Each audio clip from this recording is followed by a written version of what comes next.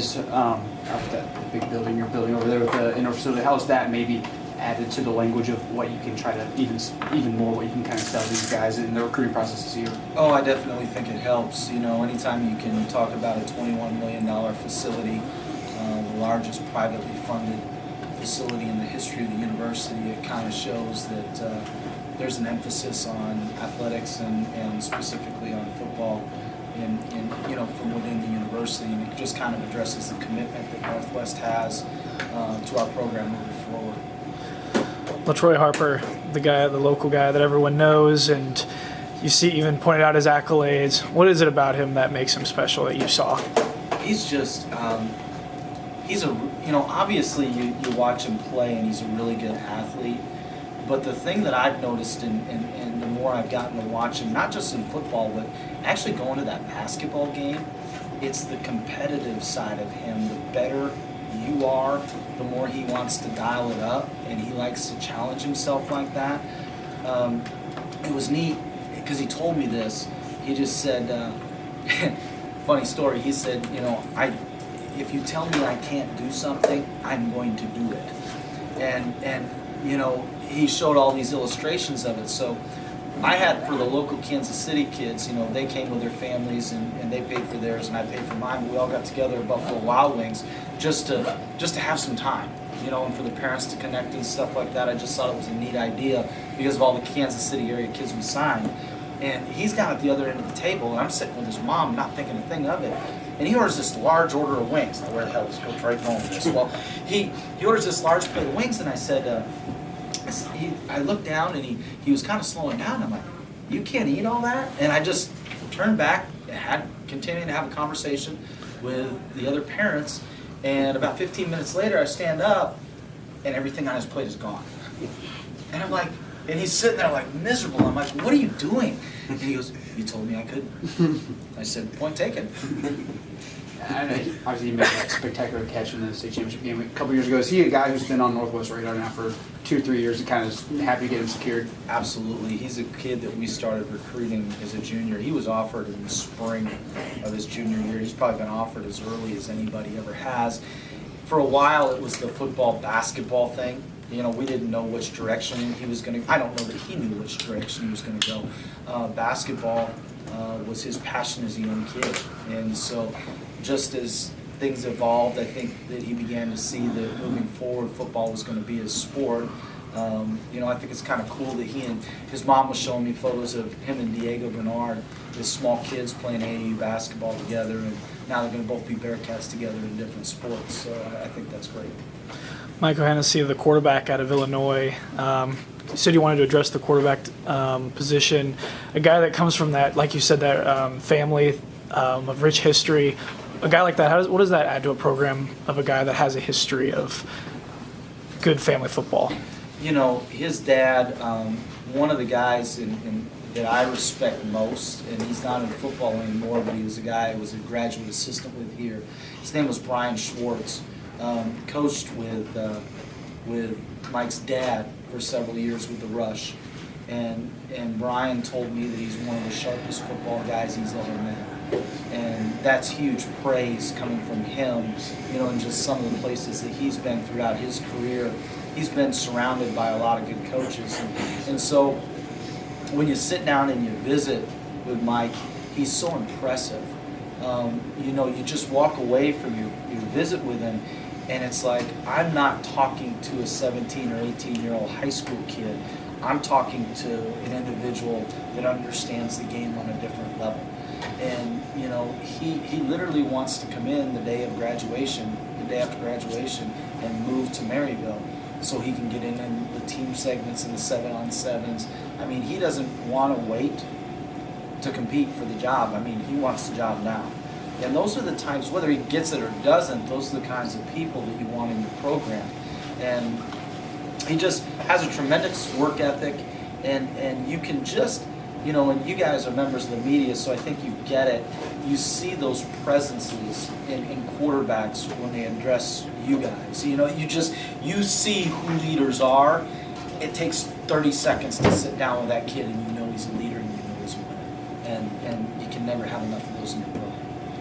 just the sheer size of this class? What are the challenges, and what's fun about being able to bring in that many new faces into the program? Well, and for us, you know, we've kind of gotten to the point where we do it a little bit differently than most people. So within this class, so you guys understand, is not just our scholarship guys, but our walk-ons.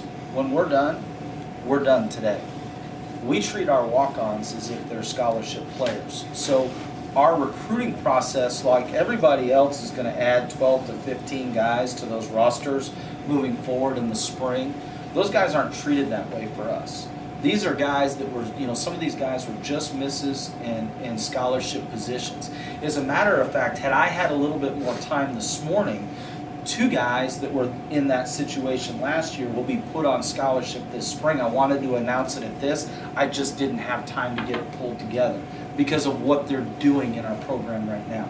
So that might skew it just a little bit as far as signed, unsigned, but I don't want that distinction. I don't want that separation.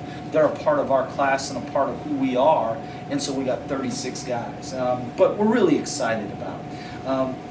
We feel like we had a lot of time to recruit, and so we were able to forge some solid relationships with kids that sometimes we don't get to. I mean, yes, there's a lot to talk about when you win the national championship, but in the recruiting game, a lot of it is about relationships and getting in front of moms and dads and getting in front of kids and developing a rapport and a trust.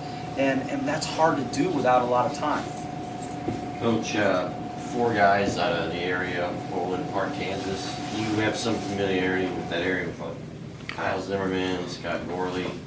What do you guys like about that area, and what is it like recruiting there? You know, we just feel like it's got great football. You know, it's well coached. We like the schools. We believe in you know, you hear me say culture a lot. It's obviously a big buzzword for me. It's just a way of how we do things here, and those kids fit that. And so, you know, we like kids that come from winning mentalities, and that's a place where it's getting done very well right now. You got 3 kids who are 8-man kids from around this area. What do you think of that? Well, about those kids going from 8-man to D2, what would you tell all the other kids who are 8-man schools who feel like college isn't an option? What would you tell them possibly to put in the work to make it to a college like this? I think that you know, the thing for them to understand is that it's not about where you go, it's about the level you play at while you're there. And you know, a lot of it is just getting the exposure and getting the film. For us, we've had good success over the years with 8-man kids. You know, you look at Clayton Wilson, you look at Spencer Phillips, you look at, I'd go back a little more to, you know, Tyler Martin and Darren Roberts. And so there are good players in 8-man football. Ask the University of Nebraska historically over the years. There's even some pretty good 6-man players out there. And it's a matter of finding those kids. And, you know, the funny thing is, Worth County's off the beaten path. Stanberry's off the beaten path. You know, Rockport doesn't get the steady traffic into that high school that a lot of other, you know, I go to Kansas City, and let's be honest, everybody goes to Blue Springs. Everybody goes to Rockhurst. Everybody goes, you know, so sometimes it's getting off the beaten path to find people that can pay the biggest dividends for you. And if you look at our roster historically right now, there's a lot of small town kids that pay big dividends at Northwest Missouri State. You have the 2 big kids from Worth County. What do you like about that pair? They're winners, both tough, multi-sport athlete. Really like the frame on Devin. You know, it's just going to be a matter of how easily he can convert to playing over on the offensive line. There's a lot to learn.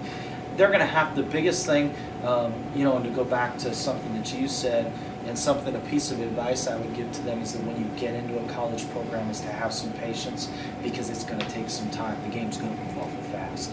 And so that'll be the big test for them is can they dig in and can they get through that transition process where they start to feel comfortable. So much of Northwest Georgia is kind of waiting your turn. Is that a big emphasis when you recruit these guys, or is it still the, you have a chance to come here and compete and maybe even get on the field if you earn that position? Really, my big mantra to these guys is, and I say this, and you know, I can come across fairly intense, and it's, you know, I don't want you to come here unless you want to be elite.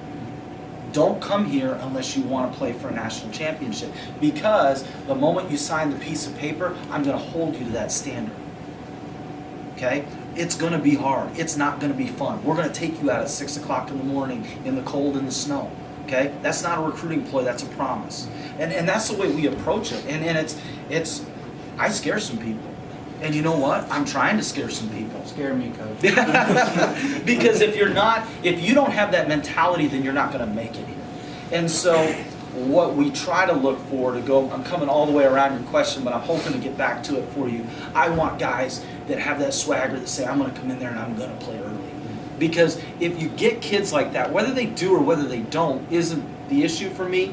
They're going to push the guys that are here. And that's what I got to have. That's what's, you know, that competition is what's going to make us better as a program.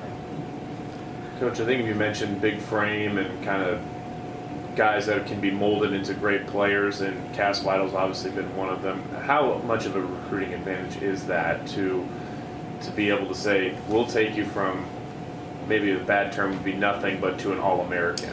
Well, you know, I think that you have some insight in our program and have a different level of understanding than a lot of people just because you've been immersed in it. And, you know, Cass is a great example of that, because you look at a kid that was not signed on the signing day. You know, he signed a letter of intent, but it was after signing day. And he was kind of an afterthought. And he was all set to go to either a Division III or an NAIA school, and I think it turned out pretty good for him. And so when you have the track record that we have historically over the years of taking kids like that and molding them into something, you can start to paint a vision for those kids moving forward, showing them this is what you can be. You know, if we had all had money on the fact whether Daniel Kempf could have played here as a high school senior, there would have been no money on the table saying yes. But I watched the kids start in the national championship game, and there's a laundry list of those guys here at Northwest Missouri State over the years, and it's just something that we've been good at doing because we believe in high school kids and we believe in developing kids. And anytime you find guys that are highly intrinsically motivated, I think you have a chance to create that kind of a culture. Coach, traditionally known for recruiting in the Nebraska area, you guys kind of branch out always, trying to get some people from maybe Wisconsin, maybe California, maybe Florida. How much extra work is it to really get those kids that are not really necessarily geographically close? It is a lot of work. You know, one thing, and just to give you a tidbit as a difference, and I don't know if you guys noticed or didn't notice, but I'll point it out, is notice that this class came more from here than it did from here. Okay? Not that we didn't recruit Wisconsin. Okay, we did. But like, for example, we didn't go to Florida until we had exhausted every option that we could in the Midwest. And that was my doing. It was a decision that I made, and not that you can't find good players in Florida, but you got to find the right fits in Florida, and that was what I was concerned with moving forward. And so I really challenged our staff, and I felt like they did a good job of bringing us back, you know, kids that fit Northwest Missouri State. And so we didn't have a Wisconsin kid this year. We had a couple Illinois kids. Okay, we had a ton of Missouri kids, didn't we? And particularly this side of the state. Several Kansas kids, a few Nebraska kids, and a few Iowa kids. And that's what really kind of, and we had 3 Florida kids. That comprised our class. One kid from Arkansas. So, you know, we try and go out where the players are. What we've started to do, guys, is that if we don't find it in our backyard, that's when we'll get on the internet and utilize resources a little bit more to expand our search. But it's a lot of extra work. It's a lot of extra legwork. It's a lot of extra time. You don't know coaches necessarily. You know, those are relationships you got to forge. That makes it more difficult. You know, so those are some of the challenges with it. Guys, just lastly, how have you seen the team kind of dust themselves off since the end of the season, kind of get prepared for spring ball and kind of looking forward now to 2018 season? You know, I just think that I think sometimes your best lessons in life come through failure. And, you know, nobody in our program has a good taste in their mouth after last season. And, you know, it forces, you know, a little bit of self-reflection and how to change things and how to make things better. And what I've been proud of this group is they've been focused on not what are you going to do, but what am I going to do to create that change. And anytime you do that, I think you have a chance. Thanks, Coach. Thanks, Coach. You bet.